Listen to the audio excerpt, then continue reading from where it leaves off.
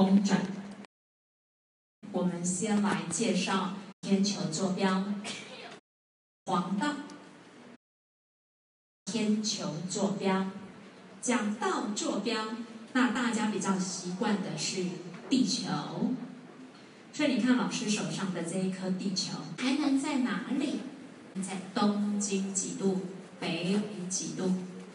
只要是地球上的任何一个地点，我们现在都可以用经跟纬就标示出地球上的任何一个地点。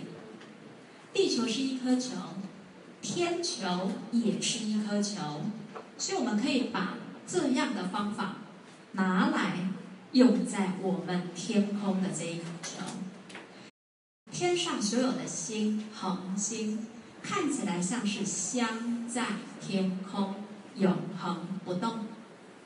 所以这一颗织女星就镶在这里啊，这里是哪里？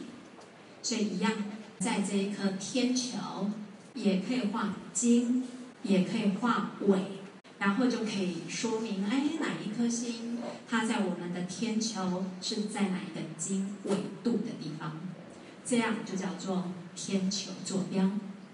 所以天球坐标，你就把地球坐标那一套，把它用在我们的天空这一颗球而已。所以你看，地球的赤道延伸出来这一圈，我们说叫天球赤道。地球的赤道是纬度0度，所以天球的赤道就是天球纬度0度。但是为了跟地球的纬做区别，所以我们把天球的纬称之为叫次纬。所以天球赤道这就是次纬0度。然后呢，跟天球赤道平行的这一些小圆，就是天球的纬。地球的纬我们分为北纬跟南纬，天球的纬我们不分北次纬、南次纬，我们直接天球赤道往天北极就叫次纬正几度，天球赤道往天南极就直接叫次纬负几度。我们就用正跟负来做区别而已。因此来，请问天球的北极、天北极应该叫次纬多少？次纬正90。天球的南极就应该叫次纬负90。接着来看经，地球的经呢，就是从北极画到南极的大圆，所以天球的天北极画到天南极这些大圆，这些蓝色的线就是天球的经线。为了跟地球的经线做区别，所以天球的经线我们就称之为叫次经。地球的经线，反正就是地球一圈360度嘛。那哪里当做0开始算呢？当人类在讨论这个问题的时候当时国家势力最强，科学最强，那就是英国。因此当时英国人最强，所以就以英国很重要的一个格林威治天文台当作起算的地方。地球的经线就是以通过英国格林威治天文台的那一条经线，就叫经度0度。然后这个天文台以东就叫东经，以西叫西经。东经分180，西经分180，合起来刚好一个圆360度，那是地球的经。那么天球也要找一个最显眼的来当做开始算的点。天空最显眼的是谁？天空最显眼的其实是太阳。前面老师的这个天球的模型，你有没有注意到有一颗黄色小球？人家恒星都镶在天空不动，唯独这一颗恒星，它没有粘在天空，它会跑，而且它以为它是老大，所以要巡视天空，所以它一年它会在天空巡视1圈，它一年会转一圈。你猜那一颗是谁？哎，它一年转一圈啊，其实呢又来了，其实是我们地球在里面，是地球绕太阳一年转一圈。地球绕太阳一年转一圈啊，我们呆呆的以为地球不动，所以就反过来会以为是太阳在天空一年乖乖跑一圈，这一圈的轨道我们称之为叫黄道。它一年就跑一圈哦，所以请问，老师画在这里这一颗太阳，一年太阳跑到这里的这一天是哪一天？一年365天，太阳跑到这里的那一天，阳光照进地球，直射在南半球，所以这就是我们北半球的冬至。当太阳一年当中来到这一个位置，那一年当中是哪一天？哎，太阳来到这里照进地球，哎，阳光直射赤道以北，所以这就是我们的夏至。来，要怎么画才对？我们说黄、赤、交角，现在请录23.5。所以你的太阳这里冬至的时候，太阳要在天空赤道往南23.5，阳光照进地球才会直射南纬23.5。画的这一圈叫黄道，一圈一个圆；天球的赤道一圈一个圆。所以黄道跟天球的赤道两个圆交于2点。这两个圆交于2点，一点在这里，一点在这里，在黑板里面。请问，太阳跑到这两个交点的时候是哪一天？太阳来到这个交点，表示太阳来到天空赤道，照进地球，阳光就会直射地球赤道。那阳光直射地球赤道，一年就是2天，春分跟秋分。所以在这里的就是冬，然后红色、紫色箭头它是这样绕哈，冬过了，来到这一个交点，这是春。爬到最高这里是夏至，啊，里面这个焦点是秋分。来到最低的这一点，这是冬至。所以一年365天，太阳就绕这样的一圈。我们说天上的那个经线要找一个点来当做0开始算，啊，天上太阳最显眼，所以我们就把通过春分这一点的这一条经线就当做0。而我们地球上的经线会说经度几度，东经几度，西经几度。天球的经我们不讲几度，因为我们天球是一天24小时绕一圈360度，也就是每1小时天球是转15度。所以我们天球不讲几度，是讲几小时。每15度角就叫做1小时，1h。所以我们把通过春分点的这一条经线当作是0，而不是讲0度，我们叫0h。然后不分东经西经，我们直接从春分往夏至的这个方向，每过15度角就叫1小时。所以通过春分的这一条就叫做次经0h，过来15度就叫次经1h，在15度这一条就叫次经2h。所以春分在这里啊，秋分是不是在对面180度？所以180度是几 h？12h。所以通过春分的这一条次经是0h。通过里面秋分的那一条赤经，就叫12H。所以夏至那一条赤经几 H？6H。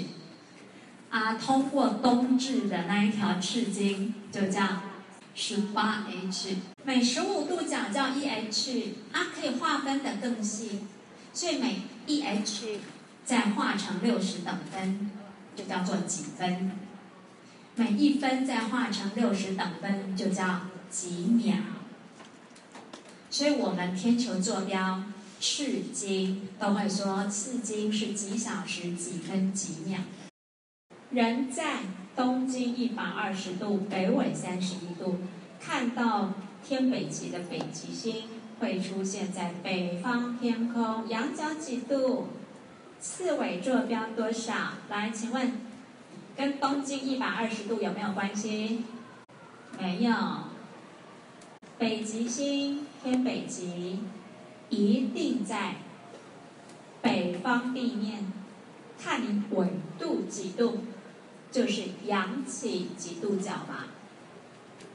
所以跟你所在的经东经西经几度没有关系，所以仰角就是31度。北极星的次纬坐标是多少？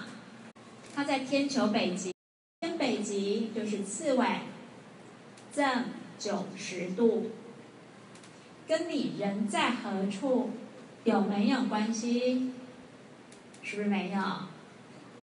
天上我们所知道的所有的恒星都镶在上面。目前国际的天文学家把天空所有的恒星一共区分为88个星座。这88个星座里面，太阳走过的这一条黄道刚好路经12个星座，那12个星座我们就叫黄道12宫。所以好像太阳是皇帝老子，所以他有12个宫殿，一年就轮流去一个宫殿住1个月。黄道12宫这12个星座，你能不能背得出来？因为你问人家，你生日3月，那你的生日星座应该是什么什么什么？生日星座那12个星座就是这黄道12宫。那为什么黄道12宫会对应到我们一般所说的生日星座呢？来看这张图，这是太阳，这是我们的地球。我们的地球是逆时针由北极上空往下看，地球逆时针绕太阳转1圈就是1年。可是我们地球呆呆的，没有察觉自己在动，所以就会误以为是太阳在天空，看起来是太阳在天空绕着地球跑1圈。这一圈我们一再强调，就称之为叫黄道。跑这一圈上面刚好有12个星座，所以这12个星座看起来很熟悉。这12个星座就是我们叫做黄道12宫的12个星座。假如地球来到这个位置是3月，来你的图，老师是不是帮你标了这一颗地球，写了一个3。3月份如果地球来到这里，那3月出生的人叫什么星座呢？最早是大约4000多年前的巴比伦人，他们开始玩这一套游戏规则的。他们就说，太阳一大早刚升起，那时候天还没完全亮，因此还可以看到星象。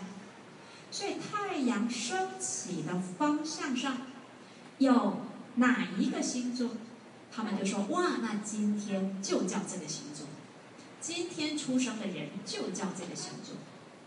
换句话来说，就是我们从地球望向太阳，太阳跟哪一个星座同方向，那一天就叫什么星座。所以3月是什么星座？来，根据刚刚说的巴比伦人的想法，所以从地球望向太阳，所以把地球跟太阳画连线。3月的时候，从地球看太阳，太阳跟双鱼座同方向，所以我们就说3月的星座就叫做双鱼座。有人说老师不太对耶，我记得我生日是3月28好了。如果是3月28的话，你去翻算命的书，他应该说你是属于牡羊座，就是黑板旁边那个双鱼的旁边那个牡羊白羊座。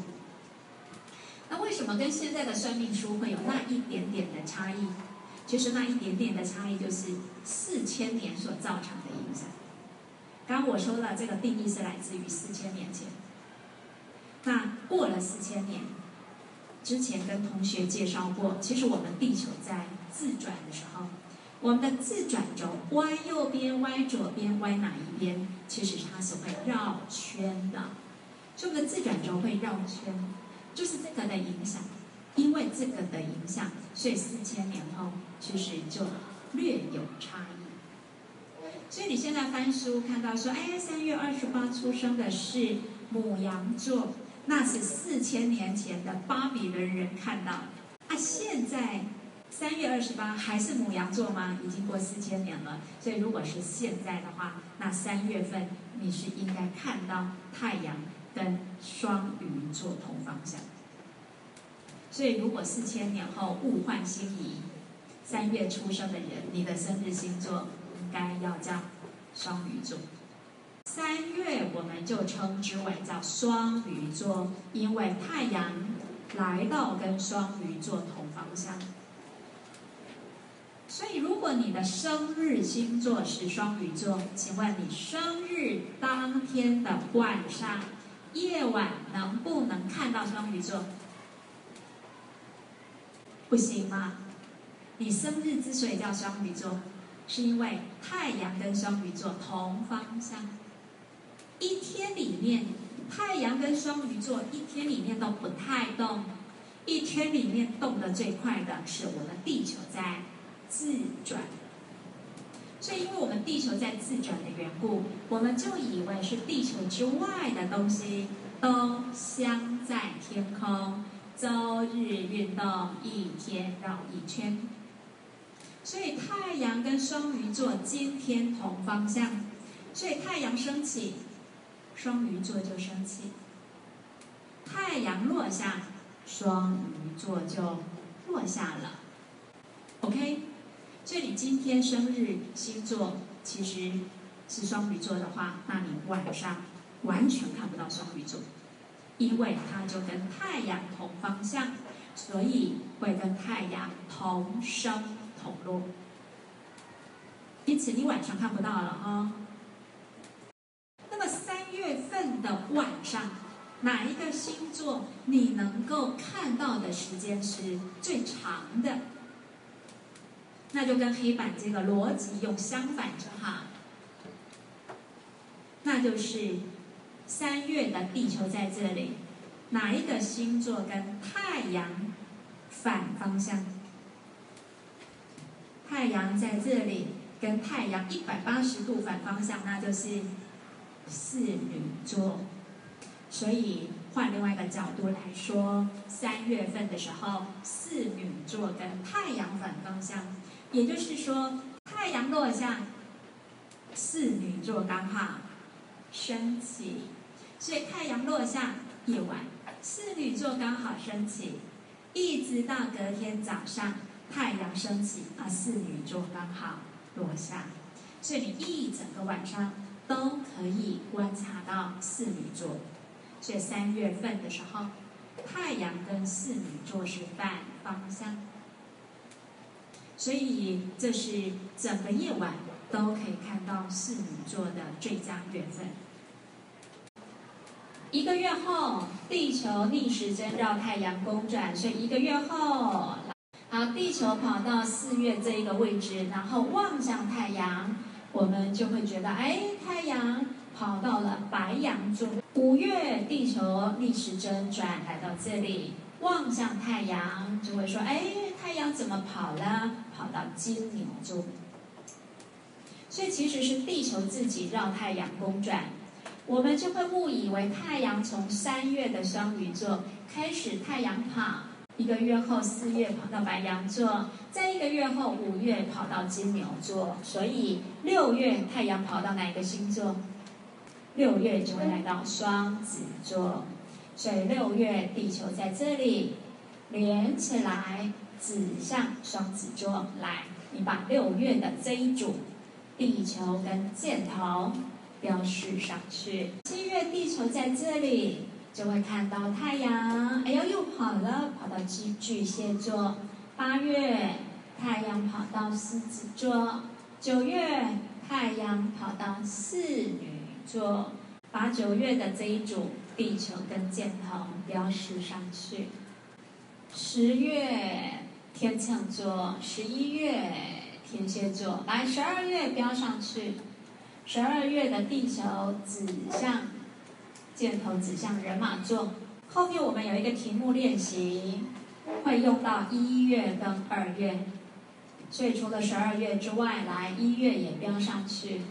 箭头要指向摩羯座，2月箭头要指向宝瓶座。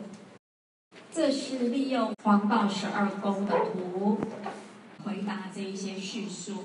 我们一个一个描述来看看。来 A 选项，他说如果要观察人马座，12月是不是比2月好？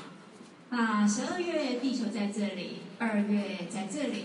我们先把人马座找到，所以你有没有发现，12月的时候，太阳跟人马座同方向，意思就是说，太阳落下夜晚，人马座就落下了。换句话来说，12月份是观察人马座最差的时间。B 选项是类似的判断方法。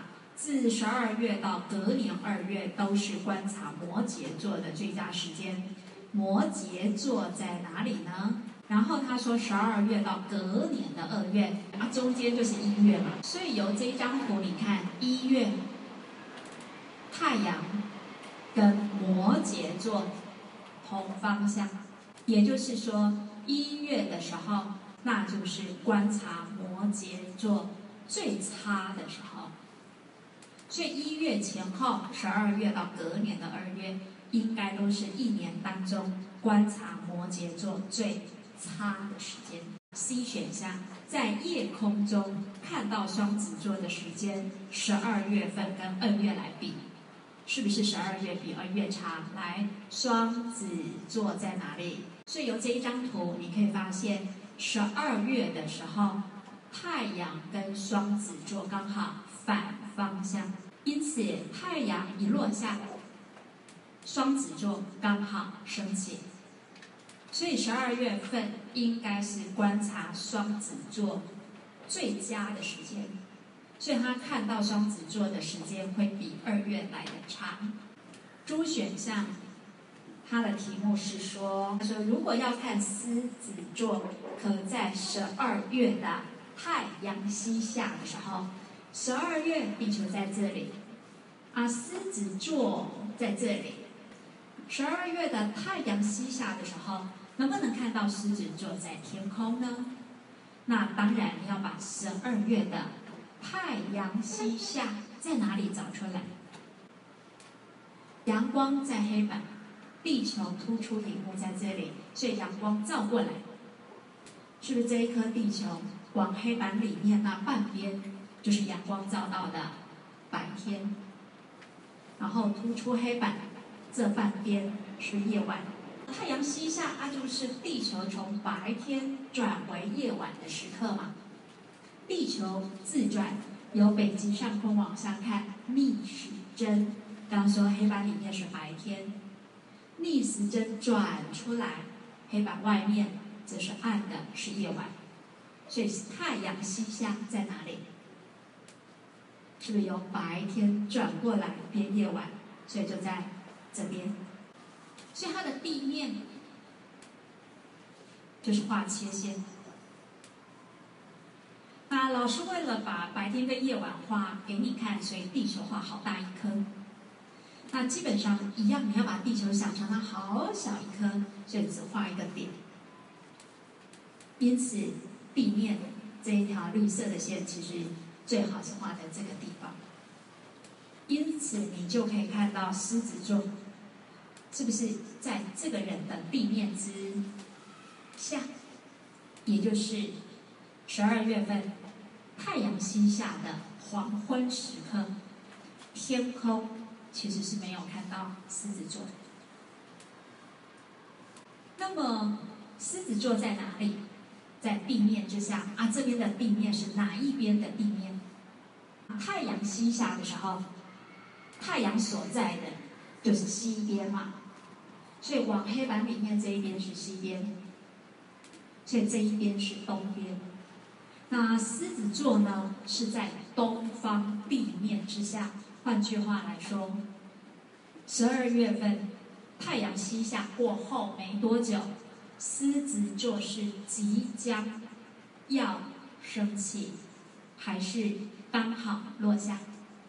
不要忘记，因为地球自转，天上所有的星一定都是东升西落，所以这边是东方地面，狮子座在东方地面之下，所以表示待会儿它就要从东方地面即将要升起。一选项，1月地球在这里嘛，所以迎向太阳的这一边是地球的白天，那背后这一边是地球的夜晚。地球自转逆时针，所以从白天转过来变夜晚，这一条线的位置就是黄昏的时刻。那黄昏时刻人在这里，所以你可以发现它的地面一晃。那你可以看到他问双子座跟狮子座谁比较接近天顶，天顶就是这个观察者的头顶，所以你可以发现双子座跟狮子座来比，狮子座呢是在它的东方地面附近，那双子座比较接近天顶的位置。